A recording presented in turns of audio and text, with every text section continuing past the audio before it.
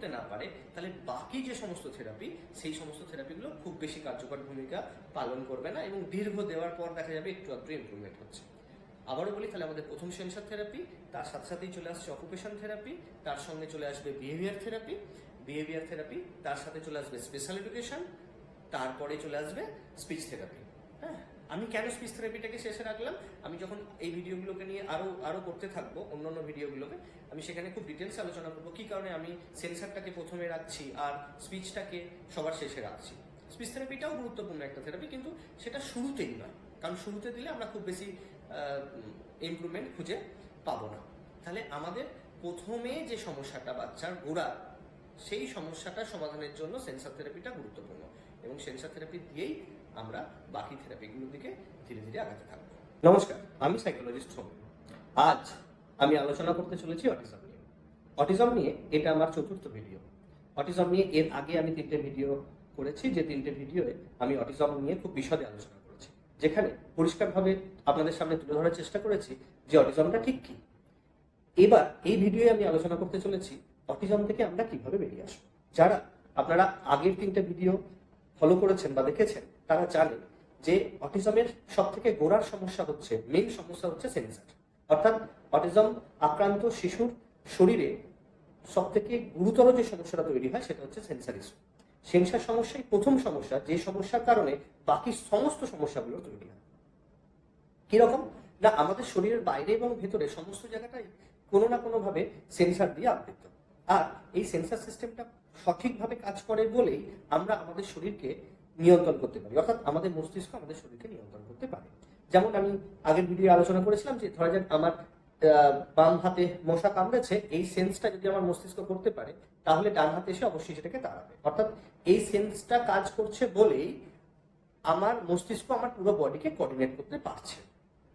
একইভাবে আমি রাস্তায় দাঁড়িয়ে আছি, দেখছি দূর থেকে একটা গাড়ি আসছে, সেই গাড়িটা কতটা স্পিডে আসছে এবং আমি কতটা তাড়াতাড়ি এই রাস্তাটা পার করতে পারবো, এই ধরনের সেন্সগুলো আমাদের মস্তিষ্কে ক্যালকুলেট করতে পারি বলেই আমরা রাস্তা পারাপার হতে পারি। কিন্তু যদি দেখেন একজন অটিজম আক্রান্ত শিশুর এই ক্যালকুলেশন পাওয়ারটা নেই, অর্থাৎ এই সেন্সার সিস্টেমটা এখানে সঠিকভাবে কাজ করে না।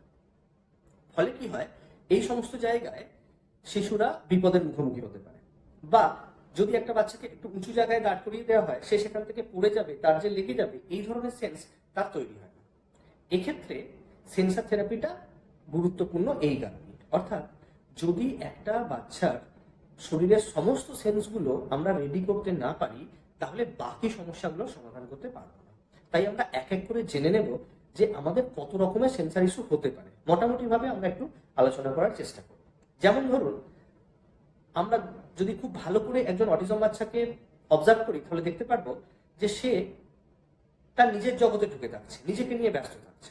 যখন সে তার নিজের জগতে ঢুকে থাকছে, নিজেকে নিয়ে ব্যস্ত থাকছে, তার আশেপাশে মানুষজন কি করছে, কি কথা বলছে, সেটা সে শোনে না। অর্থাৎ প্রথম সমস্যা হচ্ছে সেই বাচ্চাটার কান বাইরের শব্দ সঠিকভাবে সেন্স করছে না, বাইরের শব্দ সঠিকভাবে সেন্স করছে না, শুনছে। ফলে কি হচ্ছে, তার মধ্যে স্টপ ওয়ার্ড তৈরি হচ্ছে না এবং কথা বলতে পারছে না। তাহলে তার যে স্পিচ নেই, কথা বলার সমস্যা, সেই কথা বলার সমস্যার পিছনেও কিন্তু আসলে কার্যকর ভূমিকা পালন করছে সেন্স, মানে কান শব্দ সেন্স করছে না। এইটা একইভাবে আমি যে উদাহরণটা দিলাম একটু আগেই, যে রাস্তা দিয়ে একটা গাড়ি আসছে, আমি রাস্তা পার হব বা হব না, বা গাড়িটার সামনে যাবো কি যাবো না, এই যে সেন্স, এই সেন্সটাও কাজ করে না। যদি একটা বল নিয়ে বাচ্চাটার ওপর দিকে ছুড়ে দেওয়া হয়, দেখবেন যে বাচ্চাটা নিজেকে প্রোটেক্ট করার জন্য কিছু করছে না, বা ক্যাচ করতে চাইছে না, বা মুখটা সরিয়ে দিচ্ছে না। কেন? আমাদেরকে যদি একটা বল ছুড়ে দেওয়া হয়, আমরা হয় বলটাকে ক্যাচ করে নেব বা মাথাটা সরিয়ে নেব, এই ধরনের অ্যাক্টিভিটি যেগুলো করবো, দেখবো যে ওই বাচ্চাগুলো সেটা করছে না। কেন? এটাও সেন্সের সমস্যা।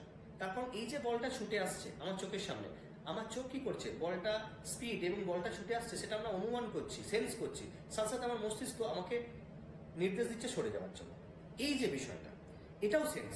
এই সেন্সটাও বাচ্চাটার থাকে না। বাচ্চাটার শরীরে আঘাত লাগলে সে দেখবেন অনেক বেশি কাঁদছে না। নর্মাল বাচ্চারা যেরকম কাঁদে সেরকম কাঁদছে না, মানে আঘাত সহ্য করার ক্ষমতা বেশি। আমরা ভাবছি যে শক্তি বেশি বাচ্চাটার, না, আসলে বাচ্চাটার শক্তি বেশি নয়। আমাদের শরীরের উপরের যে সেন্স, এই সেন্সটা না এই বাচ্চাদের সঠিকভাবে কাজ করে না। ফলে সে যেভাবে আঘাত পায়, সেই আঘাতটা সে পুরোপুরি সেন্স করতে পারে না। একইভাবে আরো অনেক রকম সেন্সের সমস্যা হতে পারে। যেমন বাচ্চা দেখবেন হয়তো শক্ত খাবার চিবিয়ে খেতে পাচ্ছে না, কেন? এক্ষেত্রেও সেন্সের সমস্যা, কারণ মুখের মধ্যে আমাদের যদি আমরা যারা সাধারণ তাদের মুখের মধ্যে যখনই খাবার দেওয়া হবে, খাবারটা আমরা কতটা আমরা শক্ত মানে প্রেশার দিয়ে চেবাবো বা গিলে নেব, এই যে সেন্স, এটা মুখের ভেতরে যে সেন্সার সিস্টেম আছে সেটা থেকে আমরা বুঝতে পারি। দেখা যায় যে এই সেন্সার সিস্টেমের সমস্যা আছে, এই কারণেই এই বাচ্চাগুলো শক্ত খাবারটা চিবিয়ে খেতে পারছে না। একইভাবে যদি তার পেচ্ছাপ পাচ্ছে বা পায়খানা পাচ্ছে, অনেক সময় এই পেচ্ছাপ পাওয়া বা পায়খানা পাওয়া এই সেন্সটাও বাচ্চারা করে উঠতে পারে না। ফলে কি, যেহেতু তার সেন্স তৈরি হচ্ছে না, ফলে সে নর্মালি জামা কাপড় নোংরা করে ফেলে। বা তার খিদে পাচ্ছে, সে বুঝতেই পারছে না যে সে তার খিদে মানে খাবারের যে সেন্স, খিদে পাওয়ার যে সেন্স, সেই সেন্সটাও সে করে উঠতে পারছে না। অর্থাৎ আমাদের শরীরের ভেতরে বাইরে যে বিভিন্ন রকমের সেন্স আছে, কম বেশি সমস্ত রকমের সেন্সারের ক্ষেত্রেই এফেক্টেড হতে পারে, আবার নাও হতে পারে। এই জন্য কম বেশি শব্দটা ব্যবহার করছি, তার কারণ অটিজমের কোন স্টেজে আছে বাচ্চাটা সেটার উপর অনেকটা ডিপেন্ড করে। যেমন মাইল্ড অটিজম হলে অনেক কিছু সেন্স বাচ্চাটা থাকে, মডারেট অটিজমেও বেশ কিছুটা সেন্স থাকে, সিভিয়ার অটিজমের ক্ষেত্রে যেমন সেন্সের পরিমাণটা অনেকটা কম থাকে।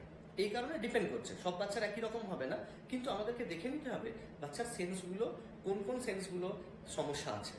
তাই এই সেন্সগুলোকেই প্রথমে আইডেন্টিফাই করতে হবে, আর সেই সেন্সগুলোকে আইডেন্টিফাই করে প্রথম বাচ্চার যে থেরাপি চলা উচিত সেটা হচ্ছে সেন্সার থেরাপি।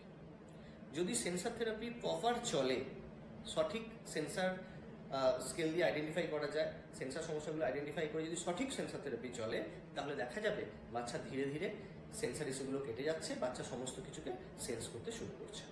যখনই বাচ্চা সেন্সার ইস্যুগুলো আস্তে আস্তে কাটতে শুরু করবে, তখন আমরা আস্তে আস্তে বাকি থেরাপিগুলো শুরু করতে পারি। তাতে কি হবে, তাতে বাচ্চা খুব তাড়াতাড়ি থেরাপিগুলো নিতে শুরু করবে এবং বাচ্চার ইমপ্রুভমেন্ট শুরু হবে। যেমন সেন্সার থেরাপি চলার সাথে সাথে আমাদেরকে কি দিতে হবে না, অকুপেশন থেরাপি। অকুপেশন থেরাপির কাজ কি না, আমাদের মস্তিষ্ক যে পুরো বডিকে কোঅর্ডিনেট করে, পুরো বডিকে মাসেলকে যে কোঅর্ডিনেশনটা তৈরি করে, মুভমেন্টগুলো করে, এই মুভমেন্টগুলো অকুপেশন থেরাপির একটা গুরুত্বপূর্ণ পার্ট। এই জন্য দেখা যায় যে সেন্সার থেরাপির সাথে সাথেই অকুপেশন থেরাপিটাকেও দেওয়া হয়। কেমন? কিন্তু মাথায় রাখতে হবে সেন্সার থেরাপিটা অনেক বেশি গুরুত্বপূর্ণ। আমি যদি সেন্সারটাকে বাদ দিয়ে শুধু অকুপেশনটা চালিয়ে যেতে থাকি, তাহলে কিন্তু খুব বেশি ইমপ্রুভমেন্ট তাড়াতাড়ি আমরা লক্ষ্য করতে পারবো না।